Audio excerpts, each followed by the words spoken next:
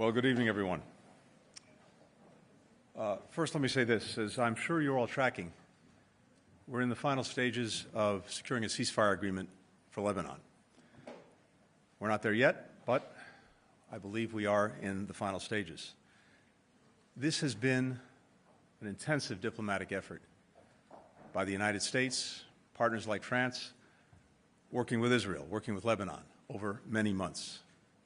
And if we get to the conclusion that I hope we reach very soon, it will make a big difference. It will make a big difference in saving lives and livelihoods in Lebanon and in Israel. It will make a big difference in creating the conditions that will allow people to return to their homes safely in northern Israel and in southern Lebanon. And I also believe that by de-escalating tensions in the region, it can also help us to end the conflict in Gaza. In particular, Hamas will know that it can't count on other fronts opening up in the war. So, we're tracking this very closely, and I hope and believe that we can get this over the finish line. Now, to the business of the G7.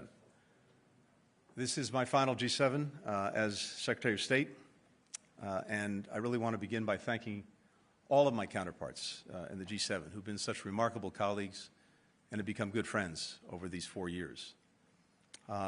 Here in Italy, I particularly want to thank my friend, the Foreign Minister, Antonio Tajani, and also Prime Minister Meloni, both for their leadership of the G7 while Italy's had the chair, but also because over the last few years, we built the strongest possible partnership between Italy and the United States. And that is in no small measure a tribute to the leadership we've seen from the Prime Minister, from the Foreign Minister, and of course from President Biden. Over the last 4 years, G7 partners have met a moment of unprecedented testing. And we've transformed the group into a steering committee for the world's leading democracies. We've also strengthened ties with our partners beyond the G7, in the Indo-Pacific, the Middle East, and more, so that we can work together to find shared solutions to shared challenges. Our work has shown that when we come together, when we act in common purpose, we can better the lives of the people we represent and indeed better the lives of people everywhere. We've boosted global investment in food security. We've done the same for sustainable infrastructure. We've advanced common rules of the road for artificial intelligence. We've generated ambitious commitments and investments for deploying clean energy, and so much more. Today, our G7 partners pledged steadfast support for Ukraine into and through 2025, continuing what has been a truly unprecedented partnership, sharing the burden, determined to do everything that we can to help Ukraine deal with the ongoing Russian aggression. The U.S. is continuing to surge security assistance to bolster Ukraine's defenses in the east and to respond to the escalation by Russia and, in particular, now the involvement of troops from North Korea. And let me say on that that this is a matter of grave concern for all the members of the G7, both because of what it means for Ukraine, what it means for broader European security, but also what it means in the Indo-Pacific. We see that the security between the Indo-Pacific and the Euro-Atlantic community are joined. The relationship between Russia and North Korea is a two-way street. We see what North Korea is doing for Russia and Ukraine right now with the troops, but we also are looking attentively at what Russia is and may be doing for North Korea, including potentially boosting its missile and nuclear capacity. So this was a shared concern among all the G7 partners. But in our support for Ukraine, we're also finalizing getting out the door the $50 billion that have been secured on the basis of the Russian sovereign assets that are frozen. Last week, the United States unveiled its latest sanctions on Russia's financial sector, including Gazprom Bank. And we, I think, can anticipate further action by G7 countries as well. The G7 and partner countries have committed more than $2 billion to the energy sector in Ukraine since Russia escalated its attacks on that sector. As we head into the winter, we have G7 plus donors supporting, among other things, repairs for damaged power plants to restore over 2 gigawatts of generation capacity, the delivery of over 18,000 generators to help heat homes, hospitals, and schools. The G7 has also led the global push for enduring security commitments to Ukraine. 27 countries have now signed bilateral security agreements with Ukraine to help provide for their deterrence and defense capacity over the next decade. Today, the G7 had the opportunity to speak with Foreign Minister Sabia about these and other lines of effort to further ensure that we're strengthening Ukraine's military and economic position going into and through 2025.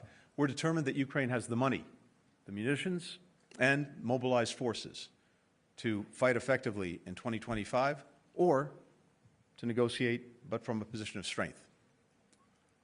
We've also built on the G7's efforts to promote a free and open Indo-Pacific. As I mentioned, this focus today on the presence of North Korean troops in the aggression that Russia is committing against Ukraine. We spent a lot of time on that, but also on China's ongoing support for Russia's defense industrial base, all of which is allowing Russia to continue the aggression against Ukraine, both of which are reminders that European and Indo-Pacific security are joined. And one of the hallmarks of our administration has been to build bridges between Europe, the Indo-Pacific, and other regions, because so many of the issues that we have to face are shared issues, shared concerns, whether they're challenges and threats or whether they're opportunities. The G7 is increasingly aligned on our view of economic and security risks posed by the People's Republic of China, the policies it's pursuing, even as we recognize the need for constructive engagement. Over 4 years, we have forged much greater convergence, more than ever before, on common approaches to China. A shared commitment, for example, to economic and security de-risking, dealing with overcapacity and unfair trade practices coming from Beijing, focused together on export controls on the most sensitive technology, working together on investment screening, standing against economic coercion, building mineral supply security, supply chains more generally, and their security and resilience, and helping to build sustainable infrastructure together around the world. The bottom line is this: we are much stronger, we're much more effective when we're acting together, not alone. And just to cite the obvious example in the economic area when we're dealing with policies of concern by China, any of our countries acting alone, compared to when we're acting together, simply cannot be as effective. In the case of the United States, we're 20% or so of world GDP. When we're acting together with our G7 partners, it's more like 50%. And that weight is a weight that can't be ignored. As a result of the historic investments that we've made at home in the United States, as well as in our partnerships abroad, we're now engaging China and the challenges it poses from a position of strength. And that's something that we'll be able to hand off to the next administration. We also spent time discussing the opportunity and indeed the necessity to end conflicts in the Middle East and lay the foundation for a more durable peace, now that Israel has achieved its strategic goals in the wake of October 7th. In Gaza, we remain committed to bringing the hostages home and ending the humanitarian crisis that Gaza's children, women, and men are facing every single day.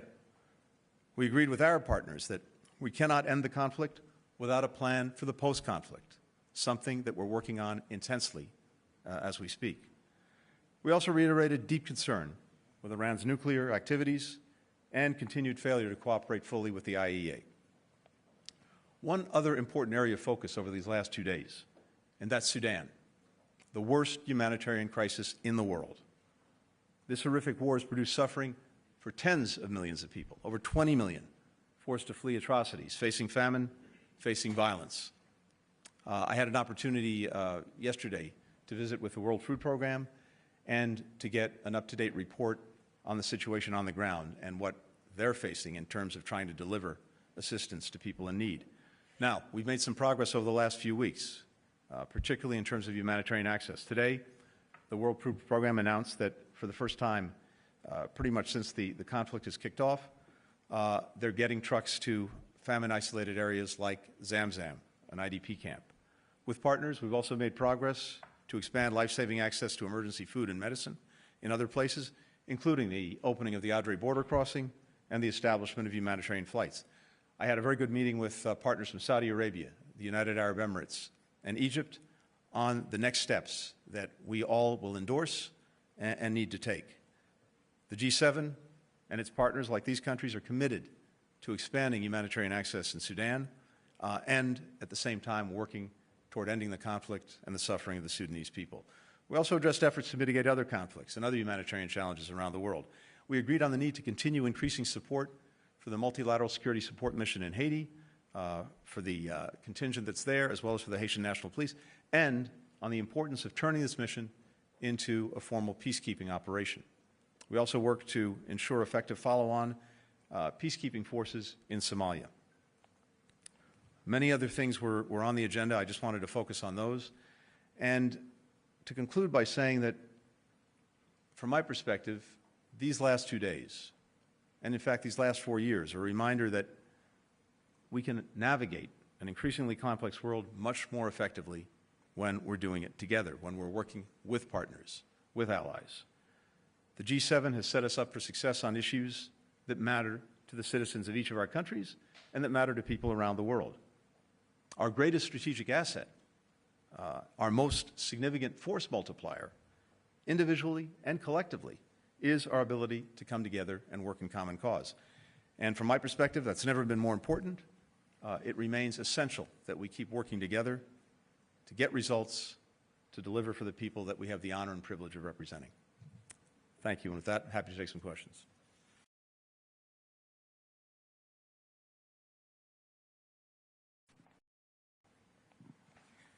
Thank you, Mr. Secretary. As you said, a 60-day ceasefire deal in Lebanon appears imminent, but in 60 days you won't be in office anymore. Do you plan to work with the incoming Trump administration to ensure that this truce can really turn into a lasting peace? And the White House has said that this deal can lead to a ceasefire in Gaza, but for almost a year it seems that nothing has moved the needle with Hamas. So what makes you think that this will convince the group to turn over the hostages it's holding? Great. First, yes, we're absolutely committed to working with the incoming administration on this issue and everything that we're dealing with. I had a good conversation with my successor to be, Senator Rubio, the other day. I look forward to meeting with him and to going over in detail exactly where we are and where we hope we can go, or if we haven't been able to complete the work, the next administration can go.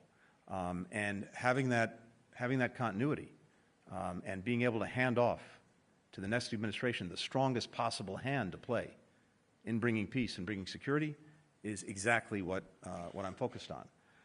When it comes to a ceasefire, assuming we get it in Lebanon, as I said, I think this can have profound effects, not only immediately for those concerned, that is to say, people in Lebanon and Israel, who are facing a barrage of missiles and mortars and rockets every single day, saving lives, saving livelihoods, creating the conditions so that people can return to their homes in northern Israel and in southern Lebanon. 70 to 80,000 people displaced in northern Israel, an equal or even greater number displaced in southern Lebanon. But yes, in terms of Gaza itself, I also think this can have a significant impact. Why is that? Because one of the things that Hamas has sought from day one is to get others in on the fight, to create multiple fronts, to make sure that Israel was having to fight in a whole series of different places. And as long as it's thought that that was possible, that's one of the reasons it's held back from doing what's necessary to end the conflict. Now, if it sees that the cavalry is not on the way, that may incentivize it to do what it needs to do to end this conflict. Now, we have two things that are essential. One is getting the hostages back, including the 7 Americans. But we also need to make sure that in order to end the conflict, we have a clear plan for what follows the conflict that enables the people of Gaza to move forward with their lives without Hamas and with Israel having pulled out of Gaza. We spent some time here, just as we have in past weeks and months, working on that plan, and that too is something that we'll be working on intensely over the coming weeks and talking to the incoming administration about. Julia Pompili with El Folio. Thank you, Mr. Secretary. My question is about what could be the coordinated response that you discussed today regarding the escalation of North Korean troops in Russia, since apparently this sanction policy didn't work. And the same question is about China, the Chinese support to the Russia's basic industries. What could be the response of G7 in addition to condemnation? Thank you so much.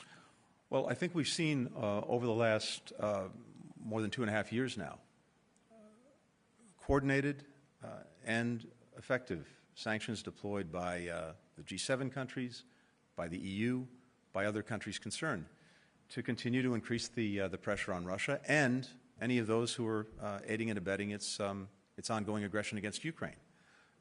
That's the case, for example, with regard to Chinese entities that are supporting Russia's defense industrial base. And you've seen us, but you've also seen Europe sanction many of those entities. With regard to North Korea, we've been working together for some time to increase the pressure on North Korea, including through sanctions. But I think what's essential here is this. China has an important role to play in using its influence with the DPRK, North Korea, as well as with Russia, to cease these activities. And in the absence of that, I think one of the things you're going to see is the countries in the Indo-Pacific region, and particularly on the Korean Peninsula, including the United States, including South Korea, including Japan, taking further steps to strengthen our own deterrence and defense capacities. And why is that? Because, as I mentioned before, we're deeply concerned about this two-way street.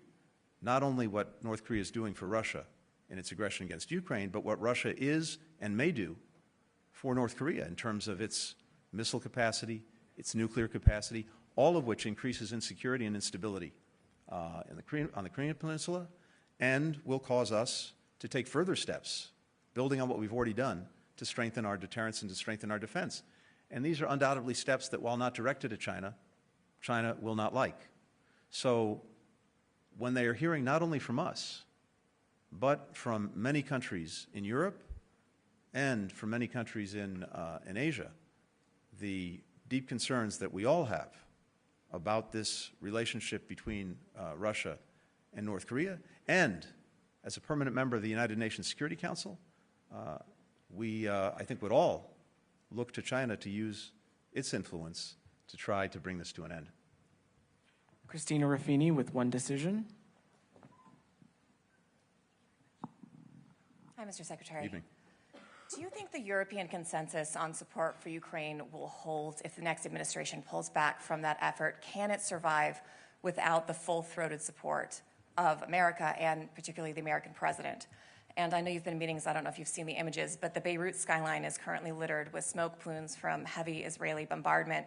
Can you confirm the U.S. was only informed of that operation after it was in progress? And I'm wondering why the U.S. hasn't been able to be more influential in guiding Israel's actions in these conflicts.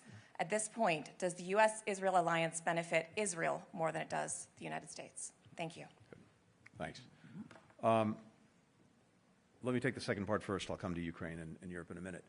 I think what you're seeing every day, that is rockets, missiles going in both directions, only underscores how urgent it is to get the ceasefire.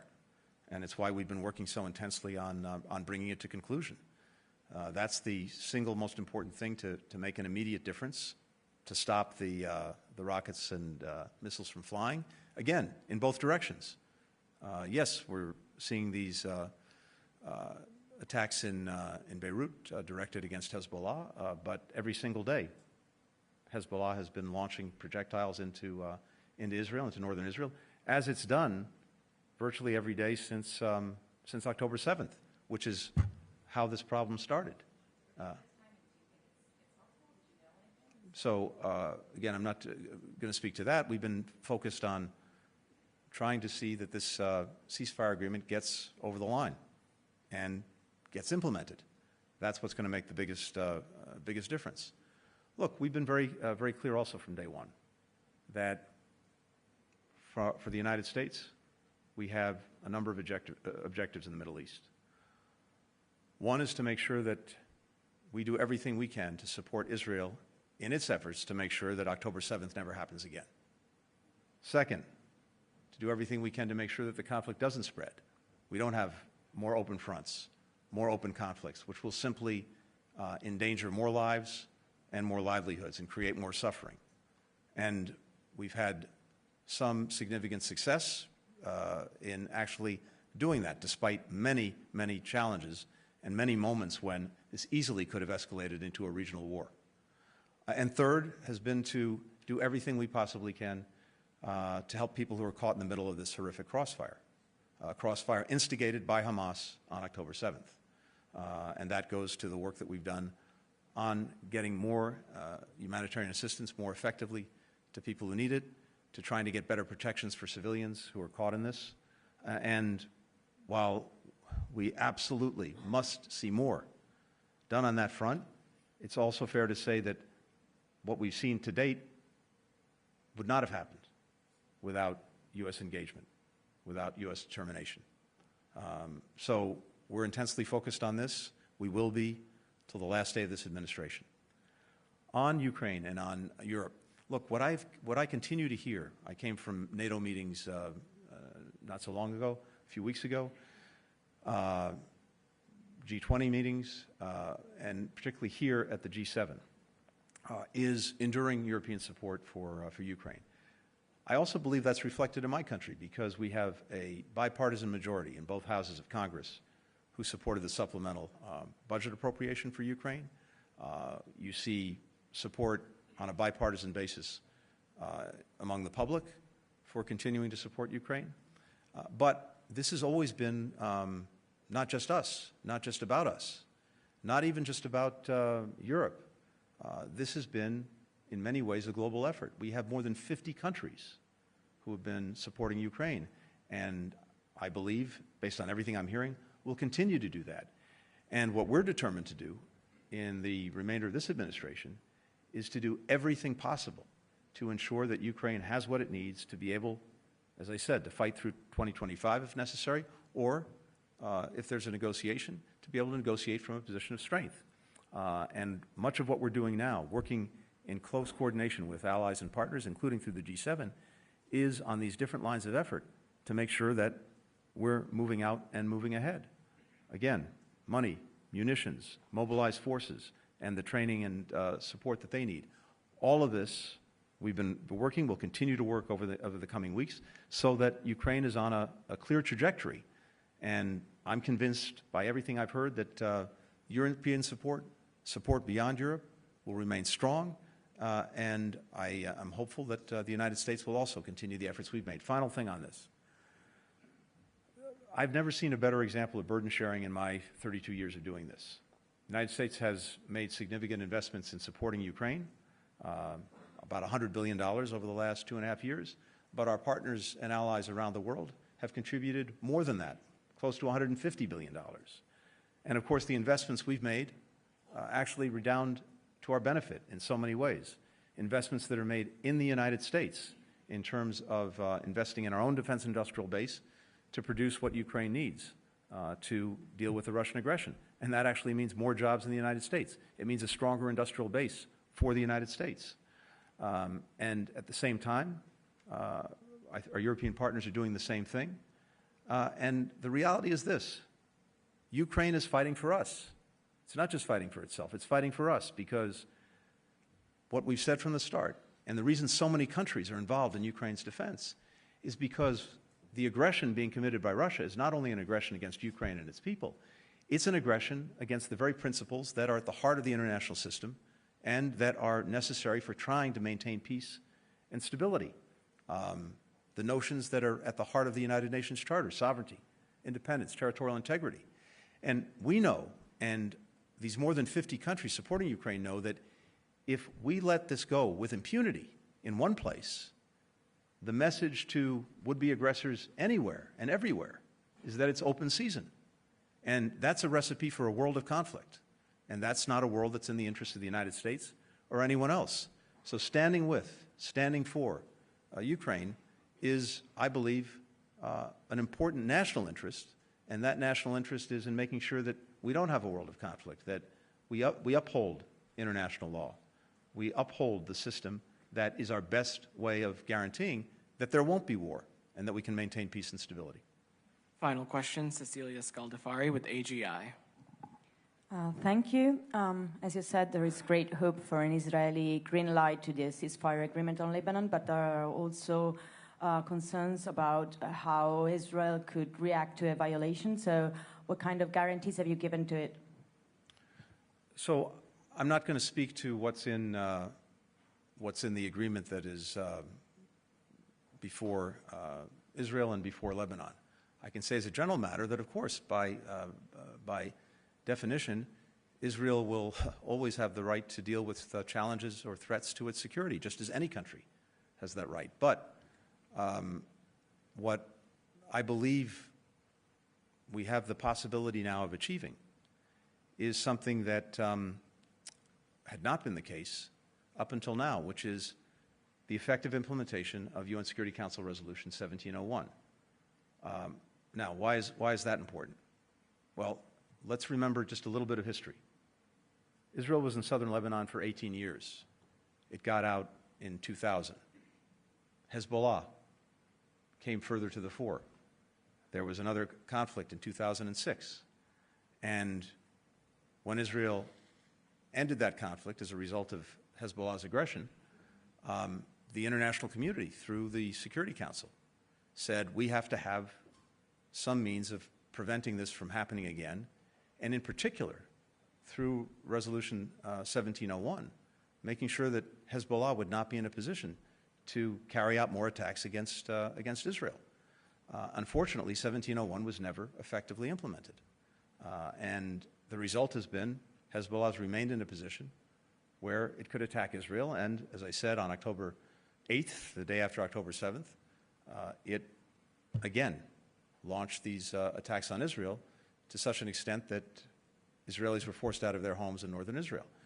Now, what we've worked on for many months now was getting an agreement between Israel and Lebanon on the effective implementation of 1701 that would result in the withdrawal of any Israeli forces in Lebanon, the withdrawal of Hezbollah to the north such that it couldn't threaten Israel, the deployment of the Lebanese armed forces, so critical to the security of the state, to southern Lebanon, as well as UNIFIL, and an oversight mechanism to make sure that the agreements were, any agreements are being carried out and fulfilled. So, if this is finally agreed, and if this goes forward, it is the answer to the problem that has bedeviled the area for a couple of decades, and is the best way to guarantee that there is peace, there is stability, and this constant threat of attack from Hezbollah, which has caused people to leave their homes, kids to not be able to go to school, is over. People can return, just as people who have been displaced in southern Lebanon can return to their homes. So that's in the immediate what's at stake, as well as I think the larger ramifications of getting an agreement, including what I believe can be very positive effects on also ending the conflict in Gaza. Thank you. Thanks, everybody. Thank you.